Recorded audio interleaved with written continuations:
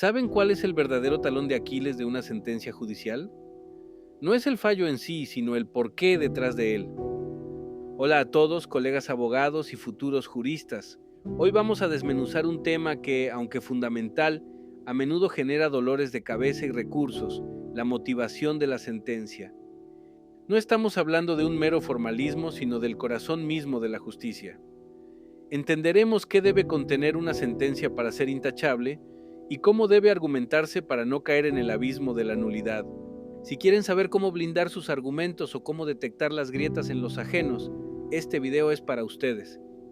En el complejo entramado de nuestro sistema judicial, hay pocas cosas tan cruciales como una sentencia debidamente motivada. Imaginen esto: un cirujano realiza una operación. El paciente se recupera, pero nadie sabe por qué se eligió esa técnica o cómo se llegó al diagnóstico. ¿Generaría eso confianza? En el derecho, una sentencia sin una motivación adecuada es precisamente eso: una decisión arbitraria, un salto al vacío que socava la confianza pública, golpea la imparcialidad y la legalidad. No es solo un error técnico, es un atentado contra la credibilidad de todo el sistema. Una motivación deficiente puede llevar a la anulación de la sentencia, lo que significa un gasto de tiempo, dinero y energía que se pudo haber evitado.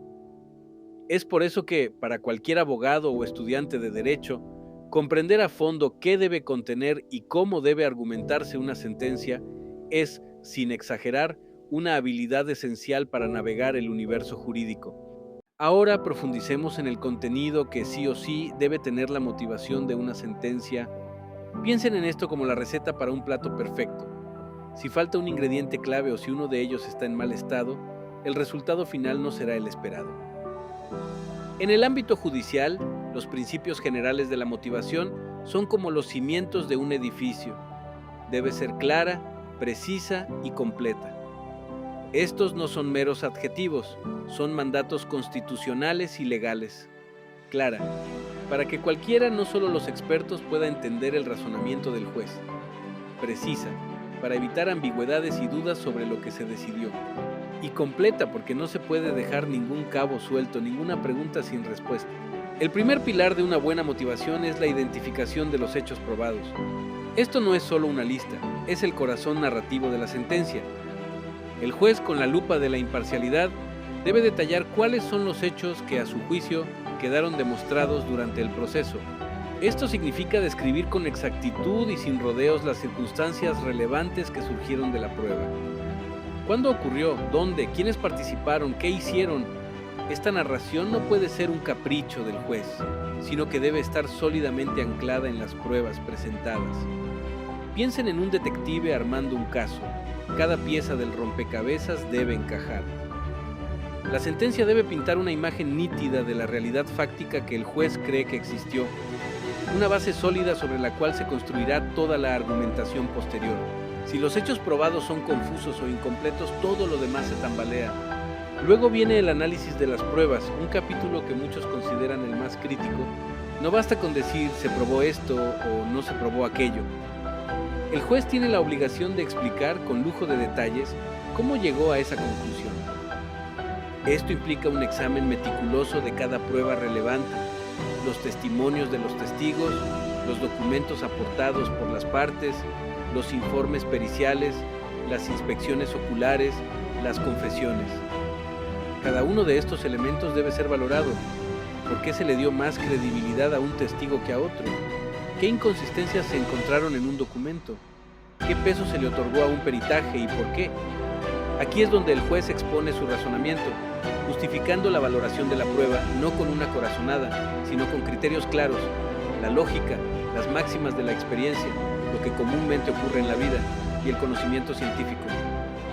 Es un ejercicio de transparencia intelectual, donde el juzgador desvela su proceso mental y las herramientas que usó para construir la verdad procesal. Si el juez no explica cómo valoró la prueba, la sentencia es en esencia un acto de fe, no de razón. El tercer gran componente son los fundamentos de derecho. Una vez que sabemos qué pasó, los hechos probados y cómo lo sabemos, análisis de pruebas, el siguiente paso es aplicar el marco legal. Aquí es donde el juez cita las normas jurídicas aplicables al caso concreto. artículos de la Constitución, leyes, reglamentos, jurisprudencia. Pero no es una simple copia y pega de preceptos legales. Lo crucial es la explicación. El juez debe desglosar cómo interpreta esas normas. ¿Qué significa ese artículo en este contexto? ¿Existe alguna doctrina legal que lo aclare? Y, lo más importante, debe explicar cómo esas normas ya interpretadas se aplican a los hechos probados de este caso particular. Es decir, cómo los hechos probados encajan dentro de los supuestos de hecho de la norma. Por ejemplo, si se probó que una persona tomó un objeto ajeno sin consentimiento, el juez explicará cómo ese comportamiento se subsume en el tipo penal de hurto, citando el artículo correspondiente y desgranando sus elementos. Este ejercicio de subsunción y justificación es lo que da validez legal a la decisión. Sin una correcta aplicación del derecho, la sentencia, por muy bien que haya valorado la prueba, carece de sustento jurídico. Y aquí llegamos a un punto vital, la conexión lógica entre hechos y derecho. Imaginen que tienen dos piezas de un rompecabezas. Si no encajan, el dibujo final no tiene sentido. Lo mismo ocurre en una sentencia. No basta con tener hechos probados, análisis de pruebas y fundamentos de derecho aislados. Debe existir una conexión lógica y coherente que los una. El juez debe demostrar cómo los hechos probados, valorados a través de las pruebas, se subsumen de manera ineludible en los preceptos legales aplicados, llevando a una única conclusión jurídica. Es un hilo conductor que va desde la realidad fáctica hasta la consecuencia legal. Esta conexión debe ser tan sólida que cualquier persona que la lea pueda seguir el razonamiento del juez paso a paso, sin fisuras, sin saltos injustificados. ¿Es la espina dorsal de la sentencia lo que garantiza que la decisión final no sea una ocurrencia, sino el resultado inevitable de un proceso lógico y jurídico? Finalmente, con todos los elementos anteriores en su lugar, llega la resolución del caso. Es el desenlace, la parte donde el juez expresa su decisión de manera clara y concisa. ¿Se condena? ¿Se absuelve? ¿Se otorga la pretensión? Esta decisión no puede ser una sorpresa ni aparecer de la nada. Debe ser la culminación natural y justificada de toda la motivación expuesta previamente. Es decir, la resolución es el qué de la sentencia, pero solo tiene sentido porque todo el porqué, los hechos, las pruebas, el derecho y su conexión, la precede y la sustenta. Una sentencia puede tener un fallo espectacular, pero si no se explica bien cómo se llegó a él, es como un truco de magia. Impresionante, pero inexplicable y por tanto sospechoso. Pero la motivación no es solo un asunto de contenido, de qué ingredientes usar, es también un arte de cómo se cocinan esos ingredientes, la argumentación. Los principios generales de una buena argumentación judicial exigen que sea sólida, coherente y persuasiva. Sólida, porque debe basarse en razonamientos firmes y bien fundamentados. Coherente, porque no puede haber contradicciones internas o con el material probatorio. Y persuasiva, porque debe convencer no solo a las partes, sino también a la comunidad jurídica y, si es necesario, a un tribunal superior. El primer requisito de una argumentación robusta es la exhaustividad. Un juez no puede ignorar los argumentos de las partes. Es como un árbitro que solo escucha a un equipo. La sentencia debe abordar todos y cada uno de los argumentos relevantes presentados, tanto por la parte actora como por la demandada, por la fiscalía o por la defensa. Y esto incluye tanto aquellos argumentos que el juez acepta y hace suyos como aquellos que decide rechazar. Ojo, no basta con decir se rechaza el argumento. El juez debe explicar por qué lo rechaza, qué lo hace incompatible con los hechos probados, con la prueba o con el derecho aplicable. La exhaustividad es una manifestación del derecho a la tutela judicial efectiva y del debido proceso. Demuestra que todas las voces fueron escuchadas y ponderadas. Dejar un argumento relevante sin respuesta es una clara deficiencia que puede viciar la sentencia. Continuando con la argumentación, llegamos a la consistencia. Este es un principio de oro. Una sentencia debe ser un bloque monolítico de lógica, sin fisuras. No puede haber contradicciones internas. Lo que se afirma en una parte no puede ser negado o contradecido en otra. Tampoco puede haber contradicciones con las pruebas valoradas o con los fundamentos de derecho aplicados. Si el juez dice que un documento prueba X, no puede luego basar su decisión en que ese mismo documento prueba Y. La consistencia es la marca de un razonamiento pulcro y fiable. Las inconsistencias, por el contrario, siembran la duda y revelan un proceso mental defectuoso o, peor aún, una posible arbitrariedad. Es la coherencia interna lo que le da fuerza y credibilidad a la decisión judicial. Luego el razonamiento, esto es la médula espinal de la argumentación.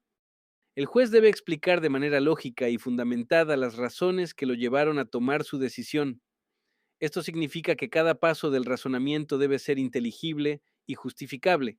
No basta con expresar una conclusión, hay que mostrar el camino por el cual se llegó a ella. Esto implica encadenar ideas, establecer relaciones de causalidad, aplicar principios jurídicos y deducir consecuencias de manera ordenada. Un buen razonamiento no deja espacio para la especulación.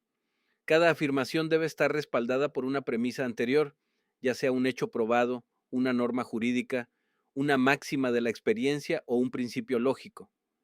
Es una cadena de argumentos donde cada eslabón es indispensable y contribuye a la solidez del conjunto. Otro aspecto fundamental es el respeto.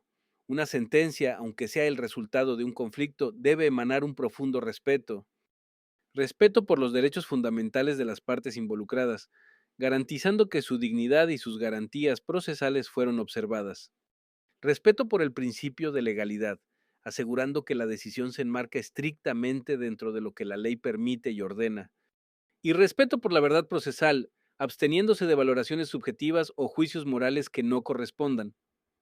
El tono y el contenido de la sentencia deben reflejar la seriedad y la imparcialidad del acto de juzgar. Una sentencia que no respeta estos principios puede ser impugnada no solo por error de fondo, sino por una vulneración de garantías fundamentales. Y finalmente, la comprensibilidad. Este es el puente entre el lenguaje técnico jurídico y la realidad de las personas. El juez, aunque escriba para abogados, también escribe para las partes y, en última instancia, para la sociedad. Por ello es vital utilizar un lenguaje claro, sencillo y accesible. Evitar tecnicismos innecesarios o, si son indispensables, explicarlos. La idea es que la decisión del juez sea entendible por cualquier ciudadano con un nivel cultural medio.